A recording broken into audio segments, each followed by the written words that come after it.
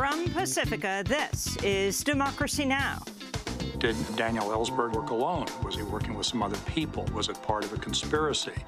A decades-old mystery behind who helped Daniel Ellsberg leak the Pentagon Papers has been partially solved. A man who once went by the codename Mr. Boston comes out of the shadows to admit he clandestinely aided Ellsberg in distributing pages of the top-secret history of the Vietnam War to newspapers across the country. The strategy was simply to go from public telephone to public telephone, never using the same one, and moving, in the Boston area, the Cambridge area, many little cities, so that you wouldn't be traced. And it seemed to work. We'll speak with Mr. Boston himself, the well-known historian and political economist Gar Alperovitz. Then to the stateless of the Union. As President Trump continues his crackdown on immigrant communities, an increasingly number of immigrants are taking refuge in churches. We'll go to Colorado to speak with Mexican immigrant Sandra Lopez, a mother of 3 U.S. citizen children, who's taken sanctuary in a Carbondale Unitarian parsonage to avoid deportation. I wasn't willing to be arrested because they're uprooting me from my home, from my children, from my life, from my future. Hijos de mi vida, de mi futuro. ¿Cómo voy a ir? How am I going to want to go into such a situation as if nothing were happening? No, I made the valiant decision to go into sanctuary. All that and more coming up. Welcome to Democracy Now!, democracynow.org, The War and Peace Report. I'm Amy Goodman. President Trump said Thursday he will not block the release of a secret memo on FBI surveillance drafted by Republican House Intelligence Committee Chair Devin Nunes, clearing the way for its release as early as today. Trump's move prompted a chorus of outrage from Democrats on Capitol Hill and fed speculation Trump's own hand-picked head of the FBI, Christopher Wray, could resign in protest over what the Bureau called grave concerns over the memo's accuracy. The memo purports to show the FBI abused its power when it began surveilling Trump campaign advisor Carter Page in 2016 due to his dealings with Russia. The memo is expected to lay blame on the actions of Deputy Attorney General Rod Rosenstein, the same man who's the only official with the authority to fire Special Counsel Robert Mueller. This is California Congressmember Adam Schiff, the ranking Democrat on the House Intelligence Committee, speaking Thursday. The White House knows it would face a firestorm if it fired Bob Mueller. What's more effective is to fire Bob Mueller's boss. Now, why is that more effective? Rod Rosenstein decides the scope of Bob Mueller's investigation. If Rod Rosenstein is fired and someone else takes his place that is a yes man for the president, then they can limit Bob Mueller's investigation in ways we will never see. House Democratic Minority Leader Nancy Pelosi has called for Congressmember Nunes to be removed as chair of the House Intelligence Committee over the memo. Democrats say Nunes altered the memo after the committee voted to send it to the president. At the White House, President Trump refused to address the impending release of the Nunes memo on Thursday, ignoring repeated, shouted questions from reporters as he boarded a helicopter en route to a Republican Party retreat in West Virginia. In Los Angeles, police arrested a 12-year-old girl Thursday, charging her with negligent discharge of a firearm after a shooting at the Sal Castro Middle School left 4 people injured. Police now say the girl unintentionally triggered a semi-automatic handgun brought into a classroom. Among those hurt was a 15-year-old boy who was shot in the head. Officials said he was expected to fully recover. The U.S. Gun Violence Archive reports this was the 166th accidental shooting so far this year, with over 2,000 such incidents last year alone. A new study finds many school children across the U.S. face toxic levels of air pollution in their classrooms, with low-income groups and students of color far more likely to be affected. The findings published in the journal Environmental Research rely on EPA and census data to examine some 90,000 U.S. public schools. The study found African-American and Latino students in particular more likely to attend schools near industrial sources of air pollution tied to neurological harm, including lead, mercury, and cyanide. A warning to our TV viewers, this next story contains some disturbing imagery. The Associated Press reports scores of minority Rohingya Muslims from a village in Burma were massacred and buried in mass graves last August after government forces opened fire on defenseless civilians and sought to cover up their crime. The AP cited interviews with 24 survivors or family members of victims, along with cell phone video footage of the attack's aftermath, smuggled past police by a villager who filmed the corpses after they were unearthed by the heavy rains. The video corroborates witness accounts that Burmese soldiers used acid to partially dissolve the bodies of their victims to make their identification more difficult.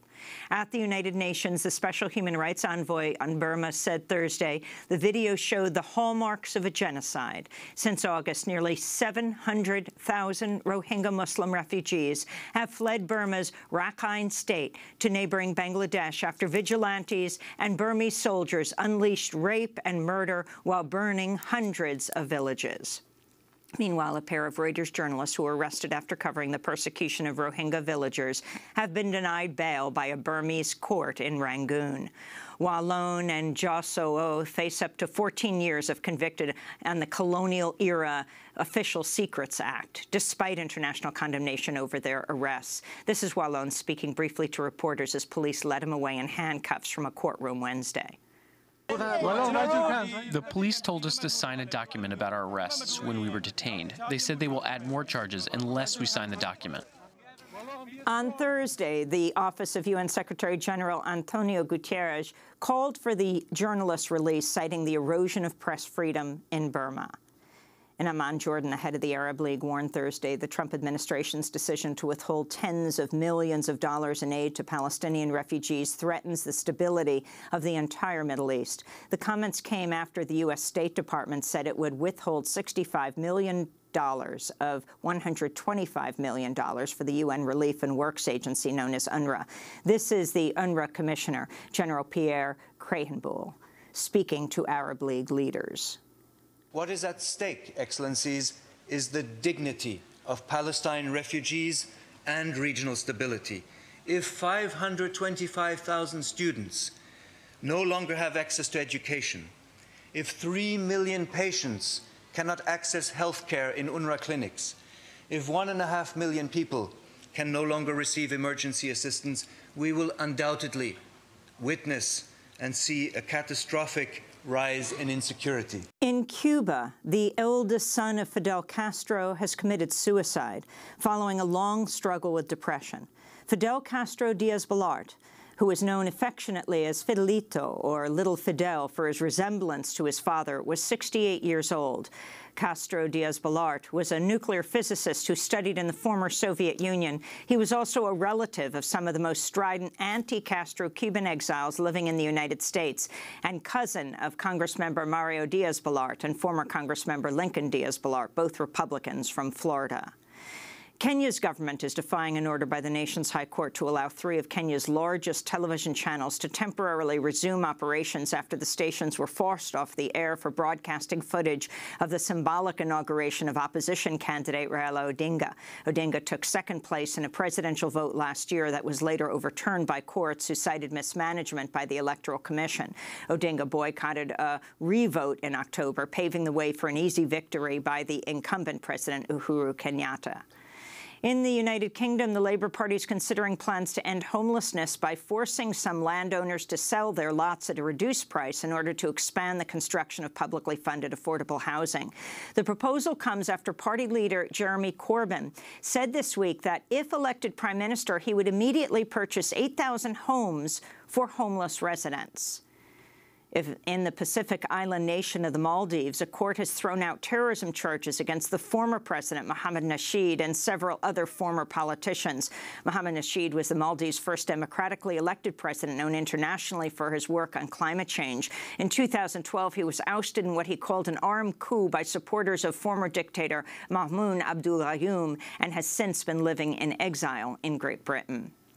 In Cape Town, South Africa, officials have ordered water use cut in half as the city is expected to run out of water on April 16th, a date that's been dubbed Day Zero. Officials say a combination of urban sprawl and climate change is responsible for the water crisis in South Africa's second-largest city.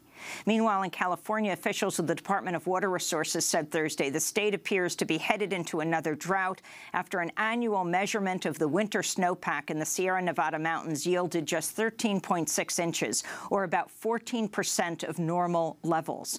Between 2011 and 16, much of California faced an exceptional drought unprecedented in recorded history before heavy rains and snow from an El Niño weather pattern brought a reprieve last year.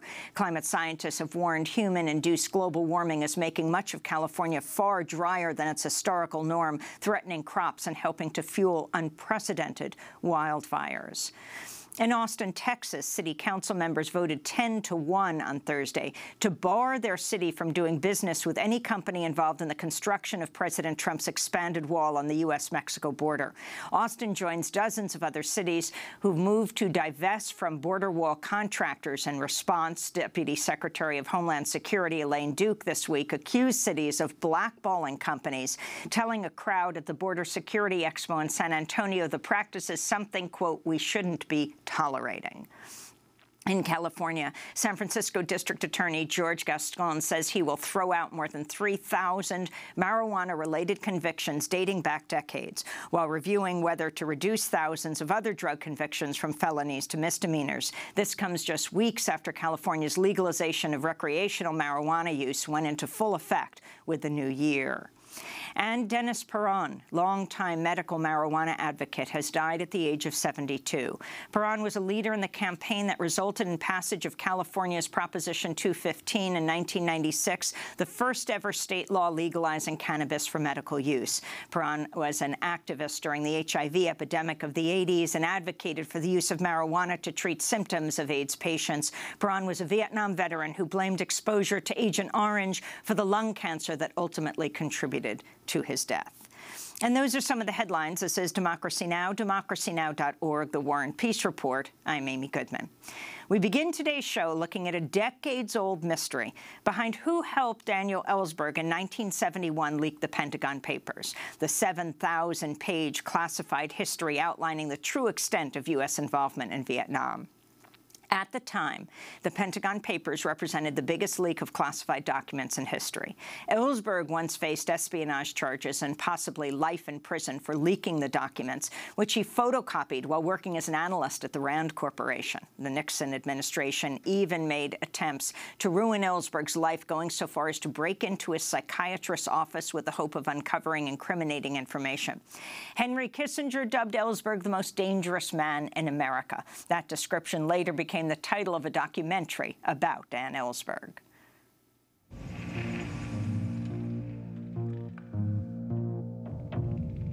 It was the evening of October 1st, 1969, when I first smuggled several hundred pages of top-secret documents out of my safe at the Rand Corporation. The study contained 47 volumes, 7,000 pages. My plan was to Xerox the study and reveal the secret history of the Vietnam War to the American people.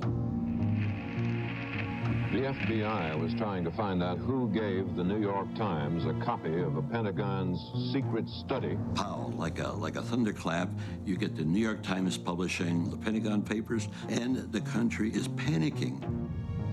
This is an attack on the whole integrity of government. If whole file cabinets can be stolen and then made available to the press, you can't have orderly government anymore. I mean, it was just staggering.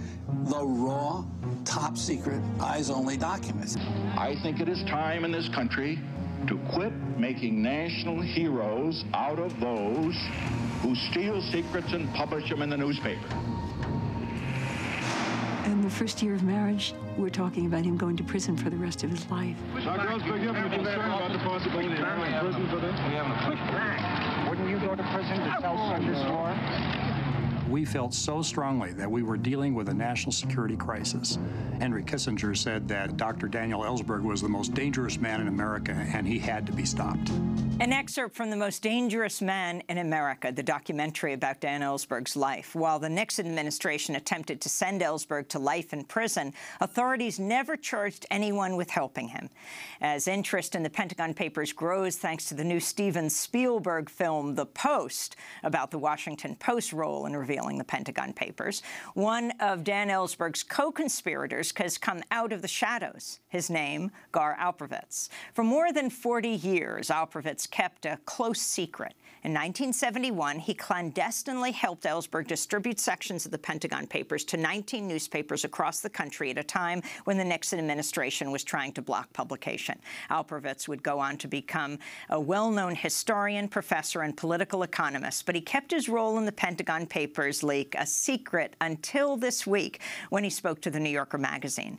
The identities of who else worked with Gar Alperovitz to aid Ellsberg remains a secret. Dan Ellsberg told the New Yorker the secret role this group played was so crucial in releasing the Pentagon Papers, he gave them a code name, the Lavender Hill Mob. Alperovitz went by the alias Mr. Boston. Ellsberg told the New Yorker, quote, Gar took care of all the cloak and dagger stuff. Well, Gar Alperovitz, a.k.a. Mr. Boston, now joins us from Washington, D.C. Gar, welcome to Democracy Now! Talk about how you came to be Dan Ellsberg's conduit to the newspapers and why you wanted to play this role. Well, I had been both working in the government. I had worked in the Senate, and I saw the Gulf of Tonkin resolution come in, which was a fraudulent resolution authorizing powerful action by the government no matter what they wanted to do. And we tried to stop it when I was a Senate aide. But I'd also written a book about the bombing of Hiroshima, and I knew something about the way insiders actually made decisions, in my view, against the public interest and then lied in public. I met Dan quite by accident. He invited me to dinner, and we hit it off. And one thing led to another. The next day or two, I was presented with the fact that these papers were available and we could make them public. So the question was, should we do that, and could I help? And I decided, obviously, it was an important thing to do. The Gulf of Tonkin resolution, which had authorized this massive war, very much like what happened in Iraq, was a phony resolution based on facts that were distorted. Thousands of people, in the end, millions of people were going to die, and it was important to try to do what one could to stop the war. And what I could do to help was help with the paper distribution.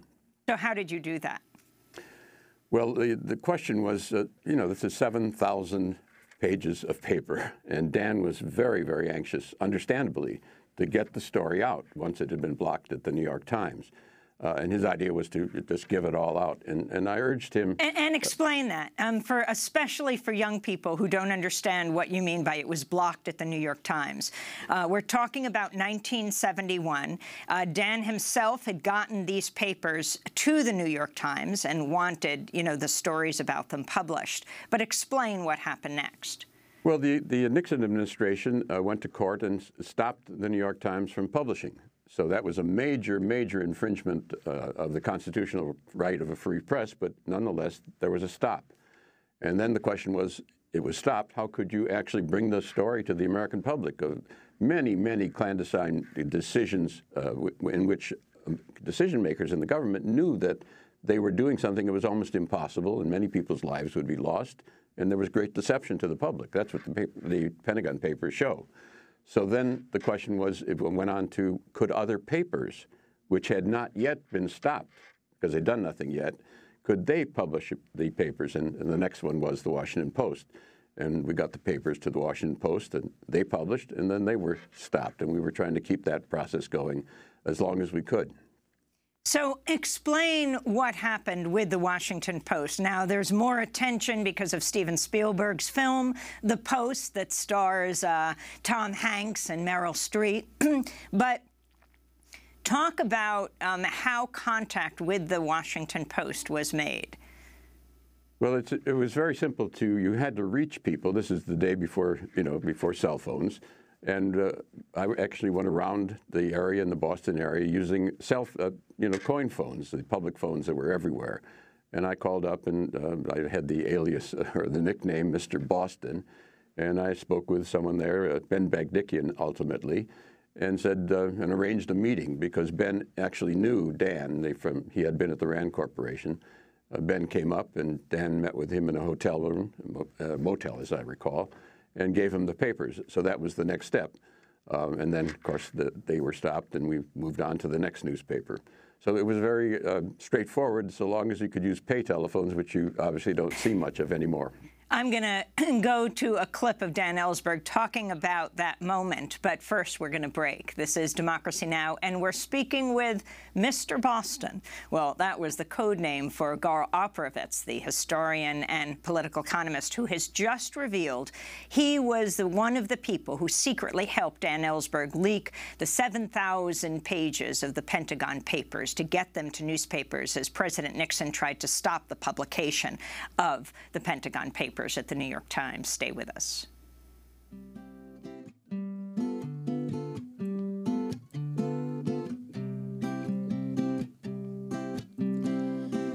Va pasando el trapo sobre la mesa y está cuidando que todo brille como una perla. Cuando llegue la patrona, que no se vuelva a quejar, no sea cosa que la acuse de ilegal. O se atiende los jardines, parecen de Disneyland. Maneja una troca vieja sin la licencia. No importa si fue taxista allá en su tierra natal. Eso no importa para el tío Sam. El hielo anda suelto por esas calles. El Hielo, or ICE, Immigration and Customs Enforcement, by Mexican-American LA-based band La Santa Cecilia, singing here in our Democracy Now! Studios. In our next segment, you will hear from a woman who has taken sanctuary in a Carbondale, Colorado church for fear of deportation. But we're continuing with Mr. Boston right now, the alias for Gar Alperovitz, who now has come out this week as one of the people who helped Dan Ellsberg get the Pentagon Papers out to newspapers around the country. I want to turn to Pentagon Papers whistleblower Dan Ellsberg speaking in 2007. Here he explains how he managed to elude the FBI and get the papers, the Pentagon Papers, to the Washington Post editor Ben Bagdikian in 1971. I was not in a position to travel at this point. So I did arrange with a former colleague from Rand, Ben Bagdikian, an editor of the Washington Post, who had spent a year or two at Rand as a consultant. Mic's down? Can you hear me? Okay. Ben Bagdikian, I said I knew. So I called him up and arranged to have him come to Boston. Yeah, it was a colorful story, which I think is told in the thing you have there. He came to Boston, Cambridge, took a room at the Treadway Inn near Harvard Square. And my wife and I brought these boxes of ill-assorted papers, tremendous stuff we hadn't collated, ideally, to him, and we spent the night with him collating and putting him in an order that he could take back with him. And in the morning, he had this big box. He didn't have, he needed a cord for the box, and asked the Treadway, and the motel owner said, well, somebody's been tethering a dog outside. I can give you the dog cord that we run. So he tied up the box, and he went off and put it on him. My wife and I looked at the television before we went home. We'd been all night on this now. This was about 7:30 in the morning. And there was our home being, with some FBI agents knocking on the door. On live television, and they were knocking on the door. So we thought, maybe this isn't the best time, to go back home, actually. And what had happened was that Sid Zion, who was mad at the Times for having fired him, had rather quickly found out who their source was, and to get back at them, he had revealed it on a radio show, the Barry Gray Show, the night before. So the FBI was at my door, and having seen it on television, I was now in a position to not be caught and to put out the other copies. Well, the reason so we didn't go home. We went underground in Cambridge. For the next 13 days, the FBI conducted what the paper said was the biggest manhunt since the Lindbergh kidnapping. And we were in Cambridge. They were all over the world, in the south of France and and California. I had a feeling there was a good deal of junketing going on, actually, by the FBI looking for us. But meanwhile, we were putting it out to these other newspapers. So that was Dan Ellsberg describing this to thousands of Unitarians in 2007 who are celebrating the history of the Beacon Press. This is a little complicated here, but follow me. When Dan Ellsberg released the Pentagon Papers to Ben Bagdikian of the Washington Post, one of the conditions, or a favor he asked Bagdikian, was to get these papers to Senator Mike Gravel, who could then read them into the congressional record. He was a junior senator from Alaska at the time. And then in so doing, all the papers, not just articles in the New York Times and Washington Post, all the thousands of pages of the Pentagon Papers could be released, and they would be published by the Beacon Press. You can see our whole show on this with Mike Gravel, Dan Ellsberg, and Robert West, the publisher of Beacon Press, together as they told the story. But Gar Alperovitz, as Dan Ellsberg just described, this manhunt, the largest since the Lindbergh kidnapping, what role did you play in that as he was underground with Patricia, his wife, in Cambridge? Well, the first decision was what to do with 7,000 pages of documents. And Dan was understandably wanted to get all of this out to the public. And I convinced him that I thought if we broke it up, we could keep the story going maybe 10, 15 weeks by moving it from one newspaper to another newspaper to another newspaper, and in bite-sized chunks that people could understand, but also would keep the story going as they closed down one newspaper after another. And that's just what we did, and I managed that process with the help of 2 or 3 graduate students and other people who were involved in getting food to Dan, making sure there was housing, taking the papers to reporters in ways that could not be detected. They did someone called some of them runners, but I think they did more. They were very courageous people taking these secret papers, top secret papers, and getting them to the reporters in ways that would keep them secret until the reporters. The late, great historian Howard Zinn played a role in this. Also, did Marcus Raskin, who recently died, one of the founders of Institute for Policy Studies, play a role? Well, I think that Marcus actually gave the papers independently to the New York Times, but I haven't yet run down exactly the relationship between how Dan gave them to the Times and Mark gave them to the Times. I think probably both did in one way or another, but the timing is not clear to me yet. Now, you played a key role in getting an interview with Walter Cronkite of Dan Ellsberg. Is that right? Yes, I arranged they were very happy and anxious to do it, but I arranged the meeting with Cronkite. Again, we had to bring Cronkite to Cambridge, Mass., and do it in a way that would not be followed and traced. So one of the friends offered their living room for a television interview, and then one of the graduate students took Cronkite and his team around Cambridge from the airport, from Boston to Cambridge, making sure they weren't followed, and then finally bringing him to this friend's house where the interview took place. The code names, Mr. Boston, the Lavender Hill Mob, talk about how you all came up with these. Mr. Boston was a spontaneous name that I just picked out of the air for reasons of, I have no idea why I did that. The Lavender Hill Mob was something I think came later as we look back on it in a way that this very small group of people tried to help Dan get a serious distribution strategy going. So, Gar, can you talk about why you've decided to come forward now during this period, the first anniversary of the inauguration of President Trump? Is that playing a role? Well, two things I think brought me to this judgment. It was time to actually talk about this. One, it came back into the news because of the big movie, The Post, which describes some of this, which has been out of the news and out of consciousness for a long, long time. So it offered an opportunity to think about this subject in a very powerful way, because lots of folks have seen that movie and raised the subject.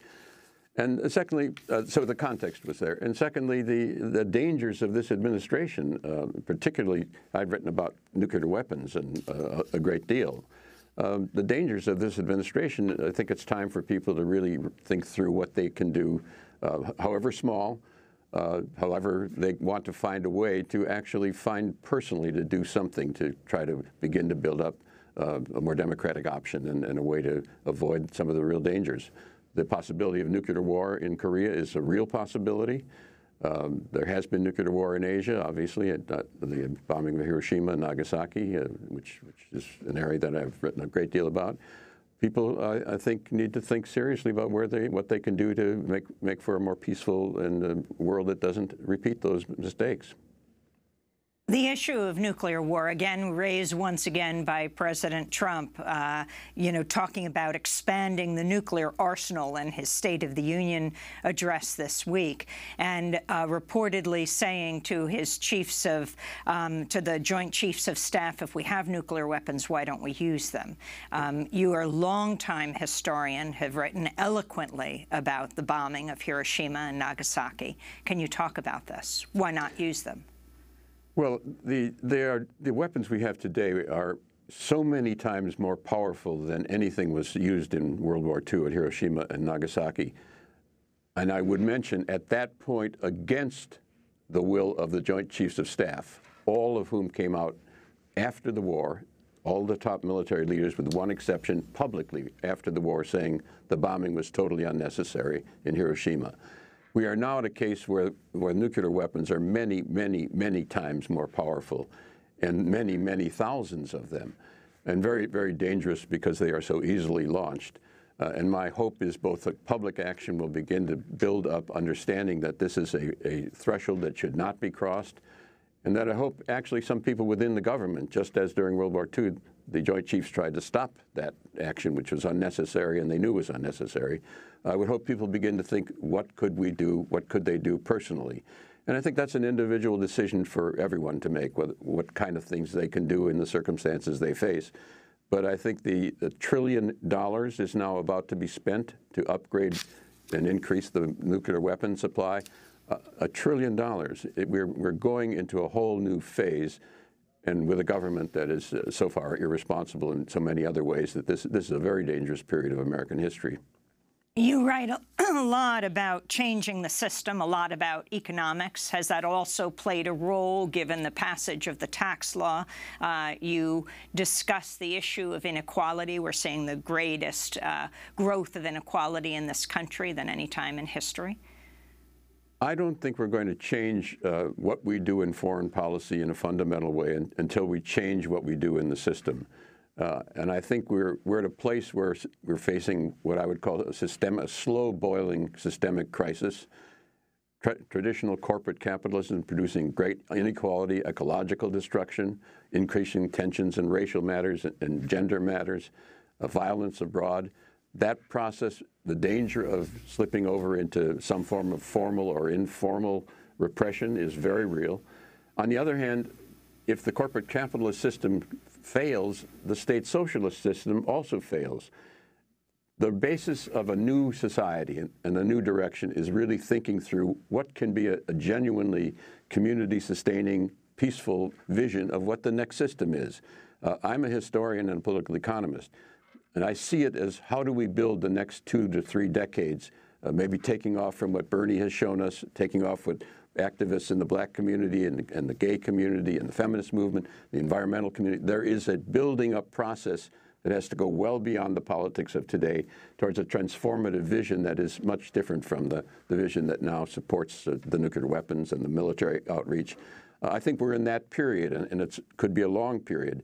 But the lesson of all this for me is that we need to go both deeper and more boldly and begin building right from the bottom up with a view to understanding, let me say it carefully, Systems change all the time in history. I think we have the opportunity to establish the conditions, if we're serious, of laying down the foundations for a transformation. I didn't say change the system tomorrow. I said building the basis of a transformation. Gar, as we wrap up, are you proud of what you did in helping Dan Ellsberg get the Pentagon Papers out? Proud is a funny word. I did what I thought was necessary, what is important to do. I don't think of it as pride, but I'm glad I did it. I want to thank you for being with us. Gar Alperovitz, historian, political economist, revealed this week he secretly helped Dan Ellsberg leak the Pentagon Papers. Gar Alperovitz is author, most recently, of Principles of a Pluralist Commonwealth and co-founder of the Democracy Collaborative and co-chair of its Next System project. This is Democracy Now! When we come back, we go to an Episcopal parsonage, to a Unitarian parsonage, to speak with a woman in sanctuary. Stay with us. It's a mighty hard road that my poor hands have hoed. My poor feet have traveled a hot, dusty road. Out of your dust bowl and westward we rolled.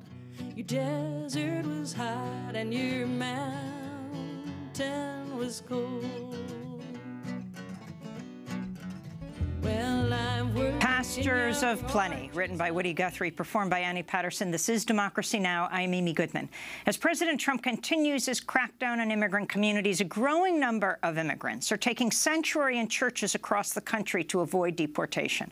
A new report called Sanctuary in the Age of Trump says more people are now taking sanctuary than any time in the United States since the 80s. We end today's show in Colorado, where we hear from another immigrant rights leader who has taken sanctuary, Sandra Lopez, now facing deportation to Mexico after living in Colorado for 17 years, mother of 3 U.S. citizen children, Alex, Edwin, and Areli. This is Sandra Lopez speaking to supporters who marched to the Two Rivers Unitarian Universalist Church in Carbondale, Colorado, as part of their Women's March just a week ago.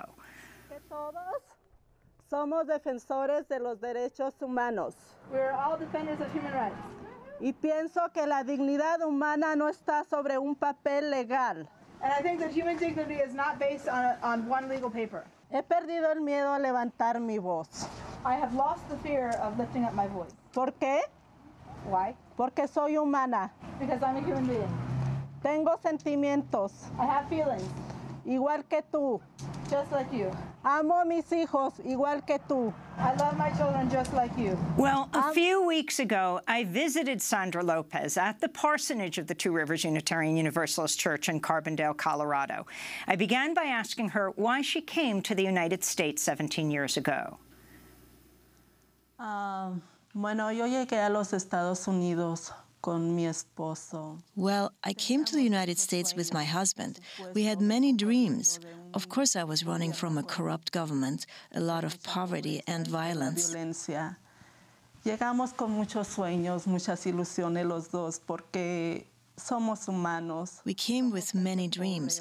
We're poor, honest, hardworking people, and we have dreams of getting ahead.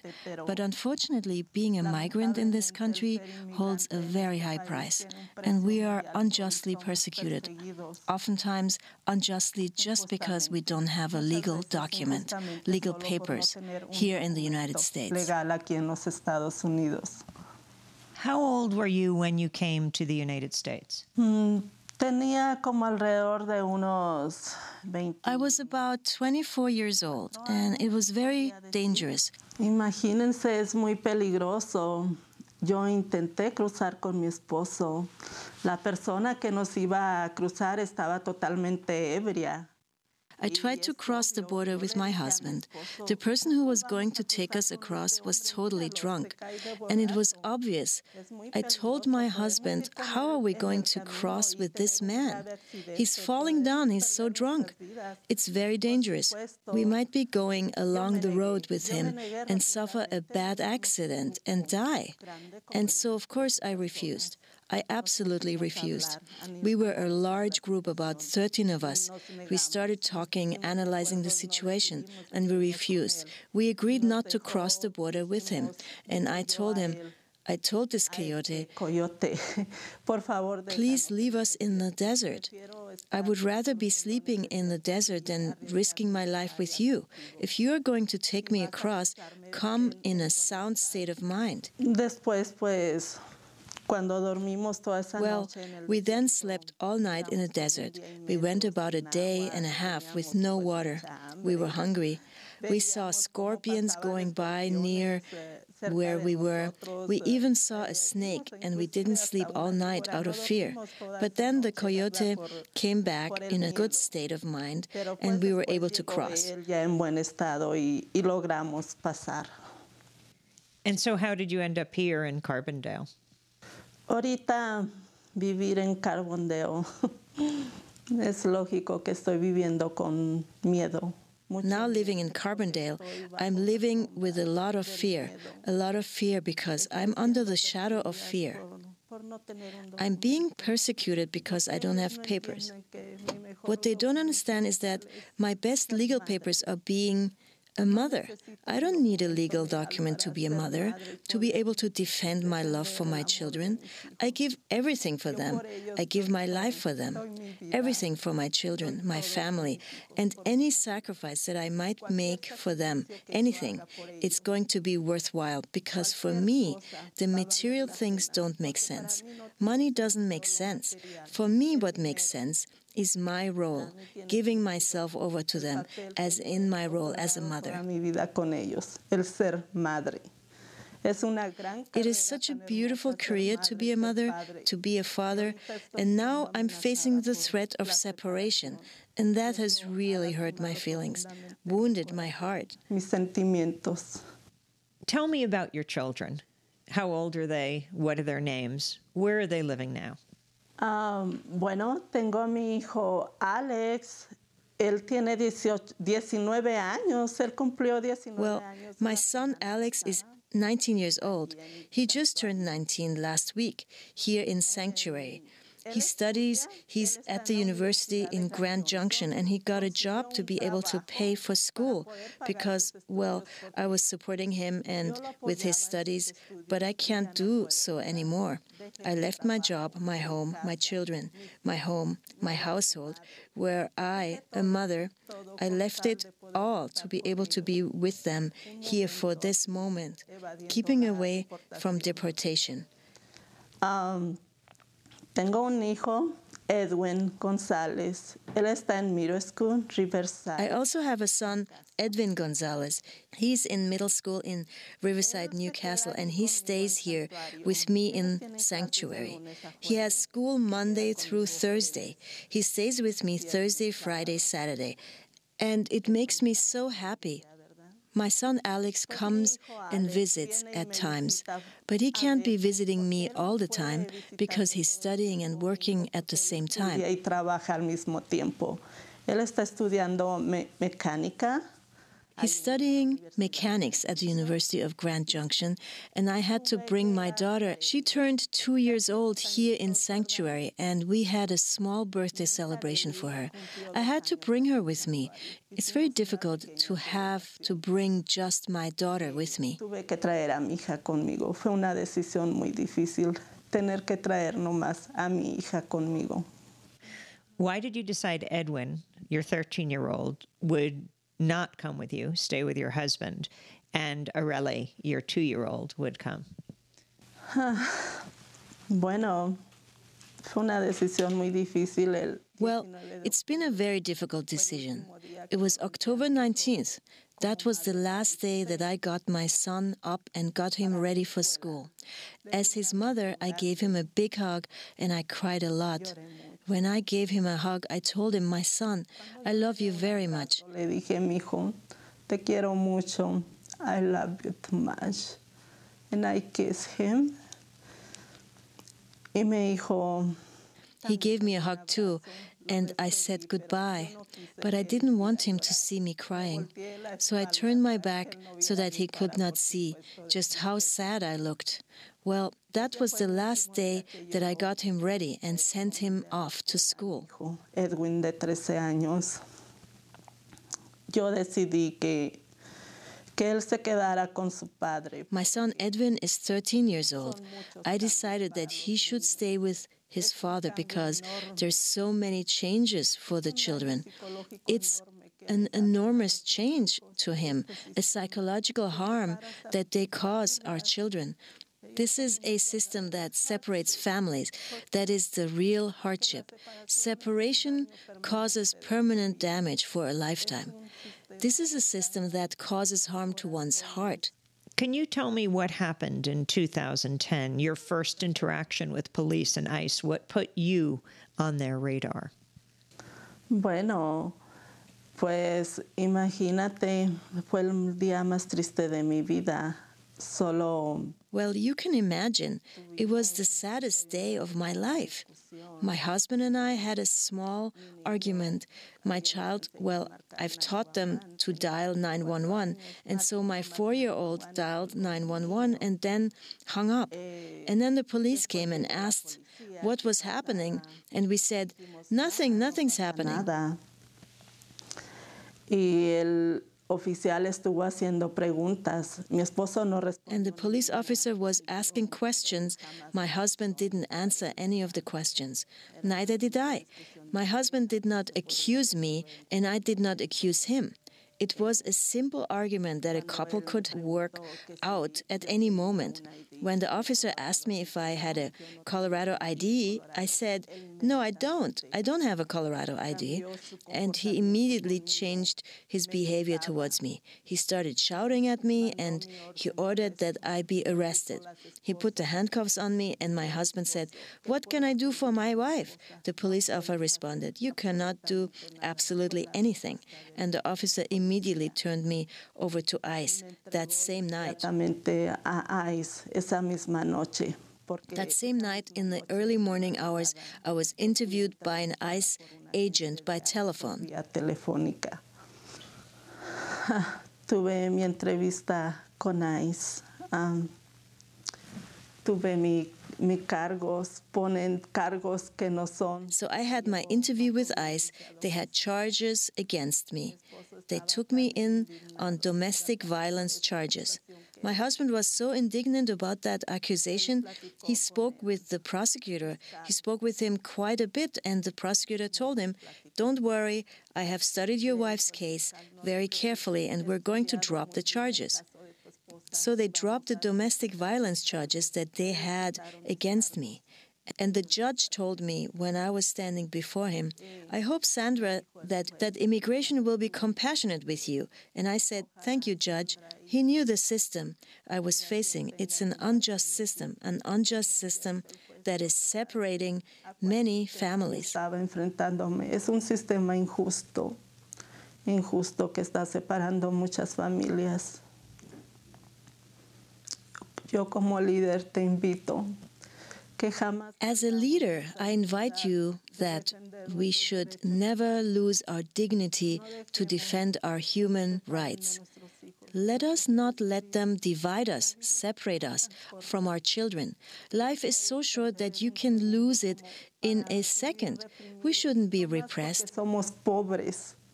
Nos reprimen. Pienso que hay leyes no más para la gente pobre como yo. They repress us just because we're poor. They think that there are laws that are only for the poor people like me. But I have dignity, and I lift up my voice and say, here I am. I am an honest, hardworking immigrant raising my voice for those 11 million immigrants, those of us who have come here to work, who've come here with dreams of getting ahead, and we have never lost that dignity of defending our human rights because we love our children. We love being free and having peace and freedom, but now we are persecuted by an unjust system. Somos perseguidos por un sistema injusto. Right before you came into sanctuary, you were going to have to report, as you did every year, to ICE. What led you to believe that this time would be different? Bueno, yo tenía mi cita con ICE cada año. ¿Cómo trabajan ellos, verdad? Well, I had my ICE appointment every year. The way they worked every year, I had to sign a paper according to which I could not leave the United States. It's so illogical to sign something like that. Now, a few days before October 19th of last year, I was denied my stay, which would have allowed me to remain in the United States when my attorney gave me the news. I knew what this meant. Imagine, on October 19th last year, I had my appointment with ICE at 9:30. One day before, my lawyer called me and, very concerned, he said, "Look at the situation." And I said, "You know what? I know the risk. If they deny my stay, I'm going to be arrested. I'm going to be put in that unjust system." Yo voy a ser arrestada. Voy a entrar a ese sistema injusto. Pagar una fianza. I will likely have to pay a bond of $5,000 to $7,000 to spend even more money on the system. I've already paid about $28,000 for the system. I've tried to do everything possible to be able to be legal, and I've not been able to do so. I wasn't willing to be arrested because they're uprooting me from my home, from my children, from my life, from my future. De mi vida, de mi futuro. ¿Cómo voy a ir? How am I going to want to go into such a situation, as if nothing were happening? No, I made the valiant decision to go into sanctuary, to opt for sanctuary. It's not an easy decision, and I'm here avoiding deportation so that I can be with my children. Your 3 children are U.S. citizens? Sí, mis hijos son ciudadanos. Yes, my children are citizens. My 3 children are citizens. Tengo mi vida hecha con mi esposo. I have made my life with my husband, a whole life made here in the United States. My dreams, my illusions, everything made here. But it is very regrettable to only work for other people when you come into the system, because it causes great harm psychologically and economically. It's true, I raise up my voice and I say that we are persecuted. We are a huge business for ICE. All of us immigrants are a big business for ICE. Why? Because we pay a lot of money. They sell us a very expensive dream, buying time, and that's paying thousands and thousands of dollars. It's money that you just throw into the trash can. Un sueño muy caro, comprando tiempo y tiempo. Y es pagar miles y miles de dólares. Es un dinero que tiras nomás a la basura. Y estoy aquí dando mi cara. And I'm here showing my face and saying, be compassionate. Change those laws, those unjust laws. What is that beautiful story behind the Statue of Liberty worth? Estatua de la Libertad. Santuario. Estoy dando mi cara. Todo movimiento santuario. The whole sanctuary movement, we are appealing to that history, the history behind the Statue of Liberty. What liberty? Where am I? I'm in sanctuary awaiting deportation after having paid thousands and thousands of dollars working just for others as a slave. Is that liberty? No. It's time. It's enough. Let us raise up our voices, defend our dignity, and say, here we are. Change that unjust law. Defendamos nuestra dignidad y decir, aquí estamos. Cambien esa ley injusta. We have visited other people in sanctuary here in Colorado. At the Unitarian Church in Denver, Arturo Hernandez and Jeanette Vizguera. What's called a private bill was introduced and passed by Congressman Jared Polis to protect them, and they came out of sanctuary. Ingrid Latore also was in sanctuary. Can you talk about what their experience meant for you? Bueno, imagínate, yo he tenido contacto con ellos, ¿verdad? Con Jeanette, con Ingrid, con Rosa, con Araceli. Well, Imagine, I've had contact with them, with Jeanette, Ingrid, Rosa, Roselli, but never with her, Arturo. But believe me, that each case of ours, of those of us who opt for sanctuary, well, we have a very strong connection by Skype. We talk about our respective histories, our experiences, and we've learned a great deal from one another because, believe me, being a leader carries a high price. We talk about strategies. What are we going to do? What is our next step? Because we always need to have strategies to be able to get ahead, defending our dignity as human beings. Juntar esas estrategias y ponerlas en práctica, ¿verdad? Para luchar por nuestra dignidad como humanos, salir adelante. Putting these strategies together so as to struggle for our dignity as human beings to be able to get ahead. Believe me that a 6-month stay as Ingrid got, or that private bond that was given to Jeanette and that was given to Arturo, that's just something really quite insignificant. It's practically nothing. What they're offering you for all of this pain, all of this work, all of this anguish that we immigrants are experiencing here, it's nothing really, because we go through so much, we experience so much stress here. Lo que te están ofreciendo para todo este dolor, todo este trabajo, toda esta angustia que estamos pasando nosotros aquí, los inmigrantes.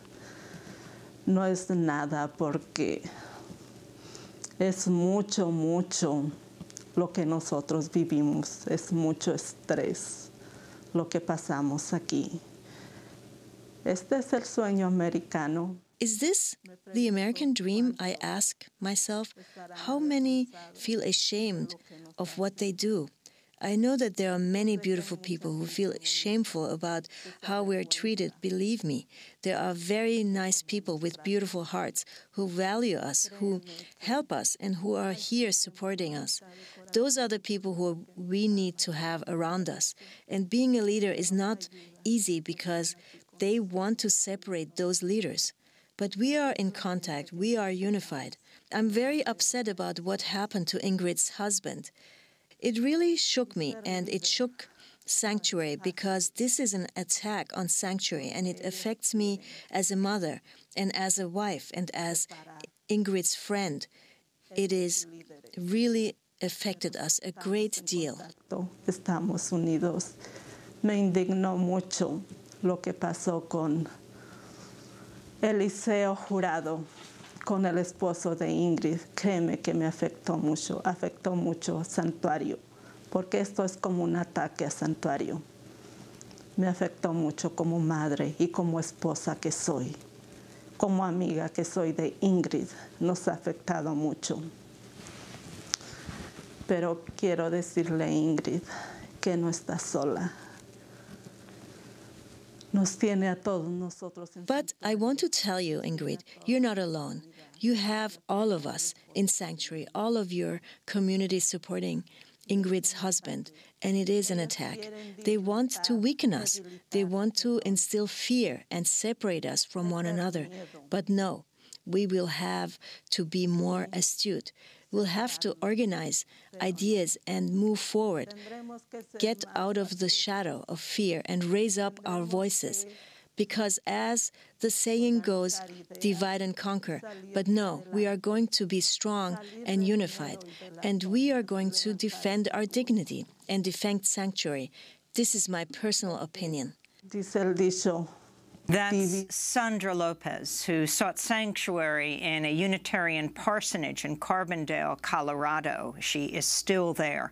I spoke to her on January 13th, only 2 days after ICE agents arrested the husband of another Colorado immigrants' rights leader who's in sanctuary, Ingrid LaTorre. Her husband, Eliseo Jurado, was arrested by 6 ICE agents while he was shopping at Safeway in what many consider a targeted retaliation against the sanctuary movement. Well, special thanks to Laurel Smith, Sophia Clark, Dennis Moynihan, and Charlie Roberts. And that does it for our show. Happy birthday to Hugh Grant. Democracy Now! Is hiring a full-time news fellow. Submit your application by February 5th to democracynow.org. I'm Amy Goodman. Thanks so much for joining us.